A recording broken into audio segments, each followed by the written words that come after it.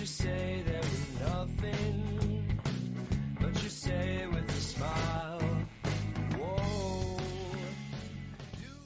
Hello, hello, hello. It's your boy, Coach V, with the Fifth Quarter Fantasy Cast. Welcome in. And today is my rendition. These are my positional tiers. So the doctor went over his positional tiers in our last episode. And so today is my turn to go over my tiers as you're getting ready for your draft, as you're getting ready to draft those running backs and wide receivers and quarterbacks and tight ends.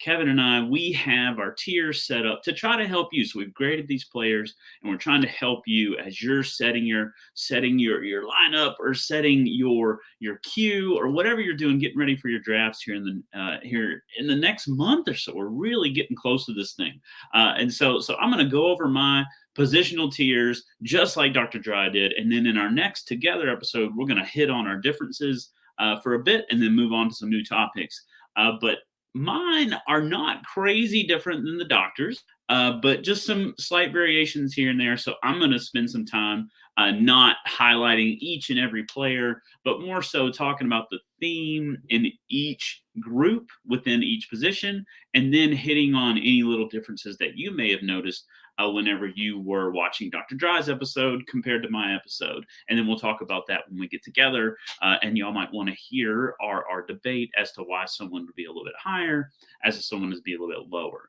And remember, too, we can share these positional tier sheets with you. If you want to send a email out to Dr. Dry or I or me, we'll make sure we put those emails in the show notes. So that way, if you want to receive these tiers so you can use them during your draft, they're there for you. So let's hop in. I'm going to share my screen over here to my tiers, and then we're going to pop into it and get going.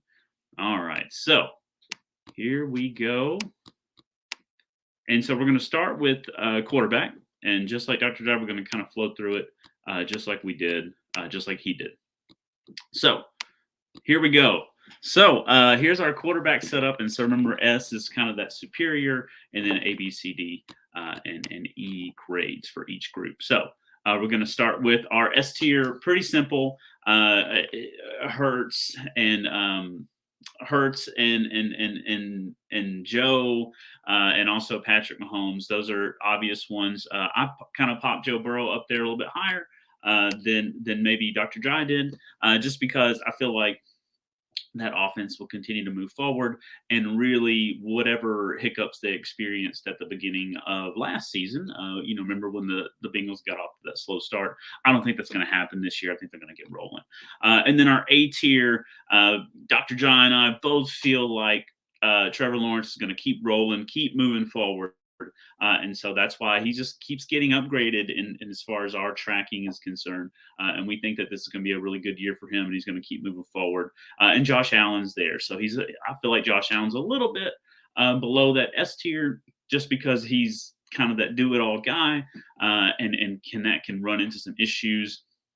And I don't know if their offensive upgrades are going to allow for him to step back a little bit and not have to take such a beating. So that's why he's not an S tier. And then in our B group, so quite a lot in our B group, including the doctor himself. And I really wanted to put him a little bit higher, but I kept keep him down to earth. He doesn't need any extra help getting hype on himself. So let's keep him at B. If you want to move him up on the list for your own draft purposes, that's fine. But just know that he's a one-man hype machine. He doesn't need any help with that. But in this group, we have some really dynamic folks in this group, right? So we got Jackson and we got Fields in this group. So all the rushing potential there, but also like Fields taking those steps as a passer, and then also maybe also Baltimore's offense is going to have a little bit more passing because they're such a run-heavy group, but they've made so many changes, and including changing some coaching positions. So hopefully that'll include a little bit more throwing for Jackson. Then Dak on the back end, of the B group. And so obviously he's strong, he's solid, he's a good play as long as he's in and he's not missing games. He's a good move. In our C group, we have some guys who you would like on your squad. These are some guys that you can probably wait and go ahead and get. And so I'd like to just highlight a few of these folks. So Watson, I think he's going to move it forward this year. Maybe ethically he's someone you may not want on your team, and that's completely understandable. But from just a pure fantasy perspective, he's probably going to move forward this year. He kind of got his feet wet at the end of last year, getting back in the groove of things, but probably going to keep getting better because don't forget what he was pre suspension and pre all those issues. There was a lot of fantasy potential there. And so this group has a lot of potential within it. Then our D group, you'll notice some solid veterans in the D group, and that's really, like maybe not so much for that upside, but the D group is where you're going to put that solid guy that you can draft back in. So you waited on quarterback, but you can draft this solid veteran. I made that mistake last year in one of my drafts, and I was like, oh, solid veteran. Matthew Stafford. Okay, that was a really bad move. So I should have had him like just not even on my board at all last year. But within this group, you see our veterans. So you see Wilson and you see Rodgers and you see Carr and you got some guys in new locations with Carr and Rodgers. But then you got that Detroit offense, that Viking offense, high powered offense, and hopefully Wilson can move it forward this year with some changes there. And so then our E and F groups. You're going to see those youngsters down there in the E and F groups. And so, Purdy and Young, and also Love, Love is kind of an untested. So a lot of untested folks here, but then some people we know about. We know a lot about Kenny Pickett. We understand him. He was kind of on the edge of falling off my board because I'm not sure if he's going to take that step forward. But when I kind of thought about in the grand scheme of things, I would rather have Kenny Pickett than Ryan Tannehill. Ryan Tannehill with Hopkins maybe, but still, I think that offense is going to be struggling. I'd probably rather have Pickett than a piece of the Atlanta offense, and so Pickett's still on my board just because he's got some weapons there. They did have a great draft. They made a lot of upgrades, especially with their lines. Hopefully, keep it protected, and so Pickett can stay on the board, but that's probably. Well, that's not probably is my last person for the quarterback group. So moving on, heading over to our running back group. So our S tier, pretty obvious guys quickly off the board: McCaffrey, Eckler, and Robinson. And so those are solid number ones. Those guys are coming off the board first thing. And so if you are, top 6 pick, then you probably are getting one of these guys, or which we'll talk about in the receiver group, but Chase or Jefferson. But these guys are all surely available for you, and you kind of know what you're getting. Except with Bijan, Bijan, it makes me think of, remember, like Andrew Luck was just like automatic. We knew this was going to be the guy, rookie year, go ahead and get him on your team. It feels like that with Robinson. Let's hope that pans out for a lot of people in that situation if they want to put him on their team. But I would certainly understand feeling not so safe with the rookie, but I would just say trend wise overall, and that's probably my favorite part of fantasy, is watching trends and just NFL trends in general. It just seems like we're more able to trust some rookies than we used to be. Rookies are hitting the ground running, and it's probably because the offenses of college and the offenses of NFL are starting to kind of blend a little bit more. You're not seeing such a difference, and I think it's a lot of the NFL kind of adjusting to that college offense. So if the offenses are certainly similar, then why not? Why not rookies being able to step in and do their job? So B group, we have a huge B group. So just to highlight some of those folks, we got Pollard, getting tested in a new 100% role. You're the guy role. How's he going to do with that? Or sorry, A group. But how's he going to do with that? I think good. That's personal opinion. I think he's doing great. That's why he's first, number one, A group. Get Pollard on your squad. Henry and Chubb, those guys are kind of in the same boat as far as just kind of what to expect from those guys. I think they're going to have a lot of production. And then Ramondre Stevenson. Hopefully, if the Patriots can keep him as the man and don't get weird with their Patriot weirdness of, we play just based on the matchup, which I guess we shouldn't discount that, but Stevenson should have a nice big role there.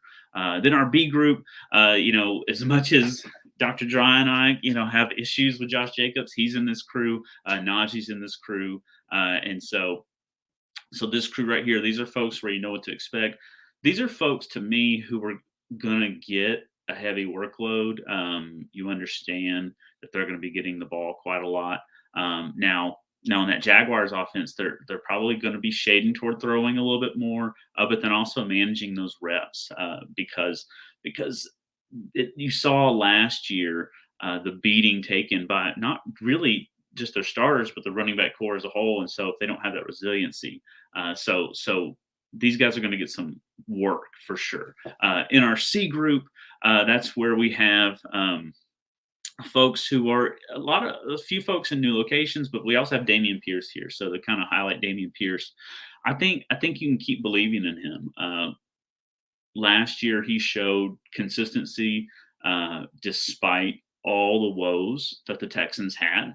And so with Damian Pierce, I think there's new excitement in that offense. There's invigoration in that offense. And so hopefully they're in more games because a lot of times Pierce was just hamstrung by the fact that they couldn't run the ball anymore because they were so far behind. So I think you can count on Pierce this year to do his thing and to keep rolling.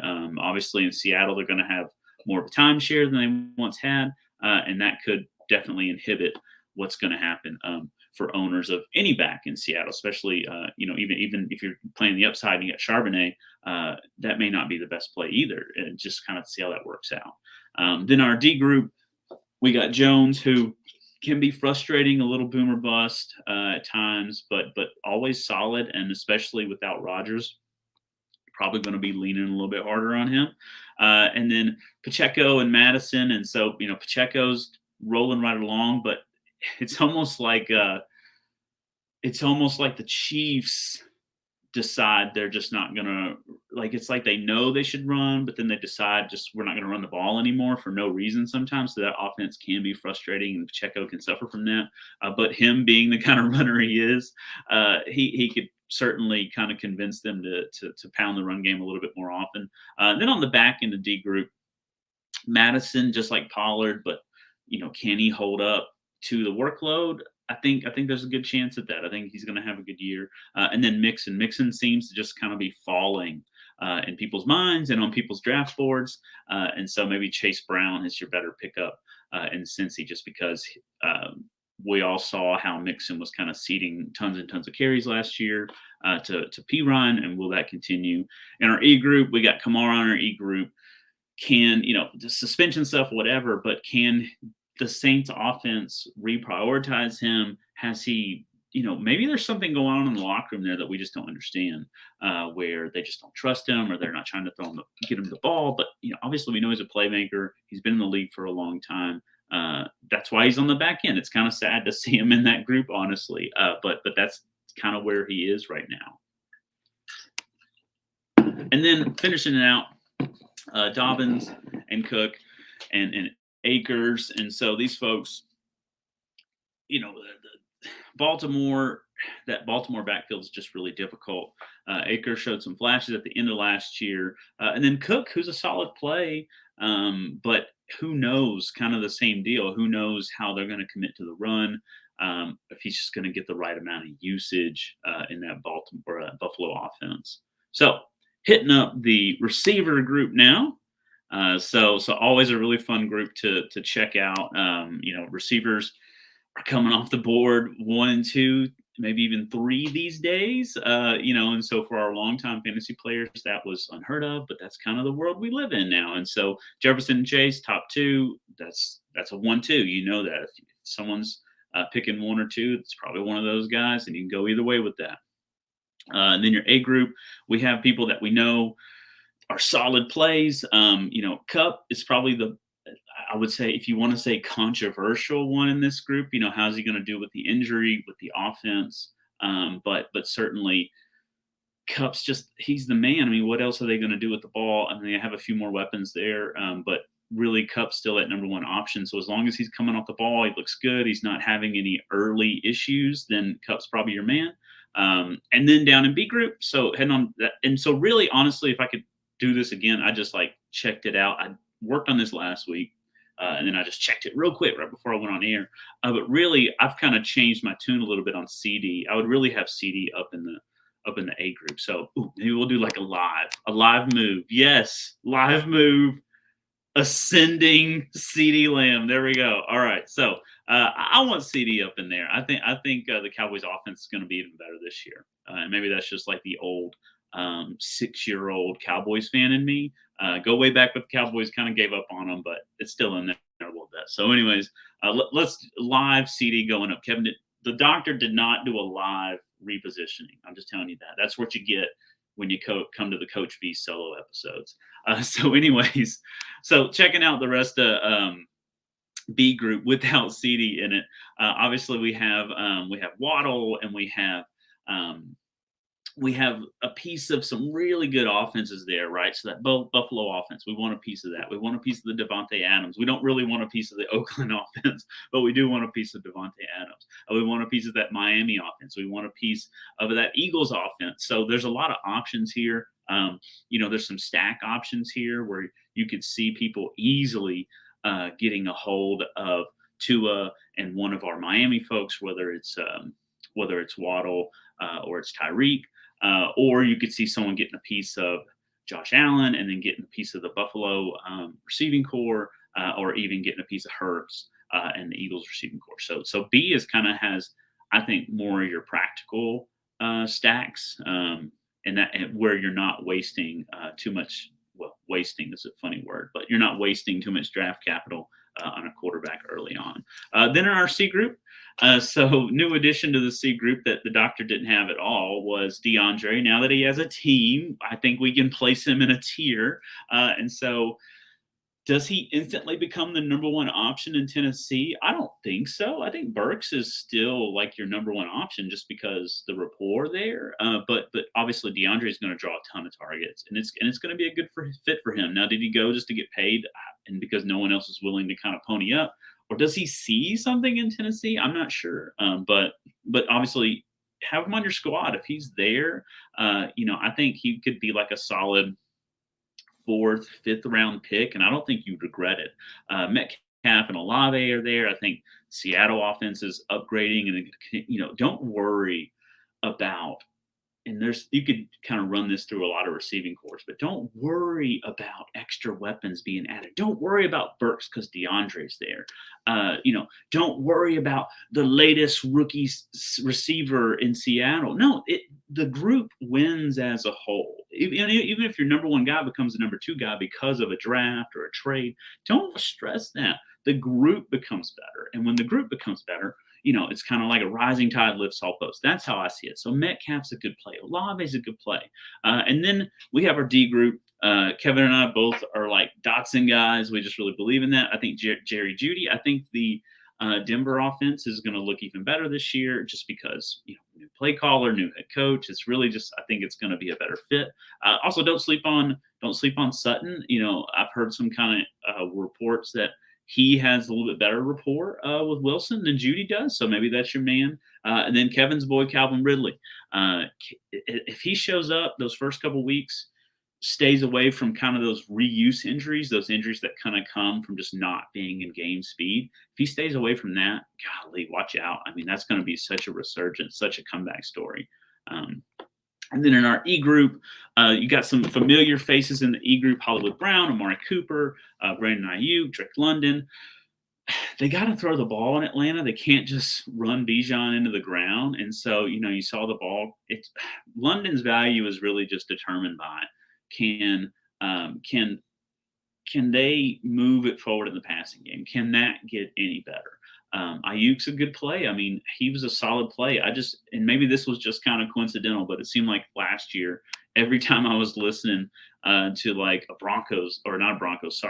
San Francisco game on the radio, in the red zone, it's just like boom, Ayuk. So, is he just becoming like a red zone monster or something? That's fine by me. And then Cooper's his is more of a downgrade. I don't see him being as good this year as he was last year, because last year just felt too good to be true in a sense. But I do think he deserves, draft potential, but probably I think Moore is going to be taking more of those. Elijah Moore is going to be taking more of those targets away that Cooper was getting. And then in your bottom group, you have Treylon Burks down in the bottom group. So just want to highlight him for a second. Obviously, Tony with the injury risk. Who knows with that guy? I'm not getting burned by that guy again. I know that. I'll rather have a piece of like it's like Rashee Rice or something like that in Kansas City than to get burned by Tony again. And Traylon Burks kind of talked about him. Don't worry about the addition of DeAndre Hopkins. I think that helps Burke. He's not the only target getting blanketed. So him and Chiggy and the tight end group are getting an upgrade with Hopkins on the team. So our last group is tight ends. So tight ends can be super frustrating, but also just kind of easy. So Kelsey all day long. He's ageless. He keeps getting millions of targets. He's really the number one option in the Kansas City passing game until something else shakes loose. And then Goddard, or in my one of my fantasy leagues, Joe Dirt, because his name got mispronounced as Godert, and then it sounds like Joe Dirt. So if you remember the old David Spade movie, Joe Dirt, I think every time I say Goddard, I think of Joe Dirt. And so, anyways, he's a good option in that Philadelphia passing game. When San Francisco is actually like utilizing their tight end and not keeping them in the block, then you could kind of run with that San Francisco tight end situation. But Hawkinson, a good play. And then Gesicki, we talk about Gesicki. I have him, kind of higher on my list just because I think his new settings is a good situation for him. And then literally what's reported as the best pass catcher in the 2023 draft, Dalton Kincaid, and that's not just amongst tight ends, that's amongst wide receivers as well. Gotta give him some love. I think you might have to show some patience with him as he's getting into your lineups and they're kind of getting him involved, but I think you're going to be happy by the end of the season with how many passes are going his way and then how many balls he's snagging and running with after the catch. So then in the B group, we have some solid faces, and so I really think Freiermuth and Jawan Johnson are some really nice plays, and then Waller in the new location.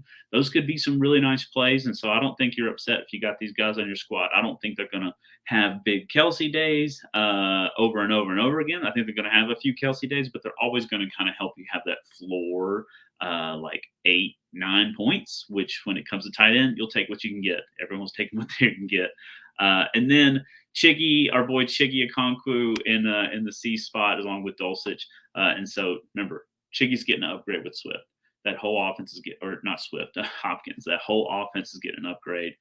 So don't worry about that. See if Dulcich takes some steps. He was kind of in and out of people's lineups last year. They talk about potential with Dulcich, so you put him on your squad for that week, and then boom, nothing, and then he would get dropped, and then some other team would give him a shot, and so hopefully he can find some more consistency because he is a strong player.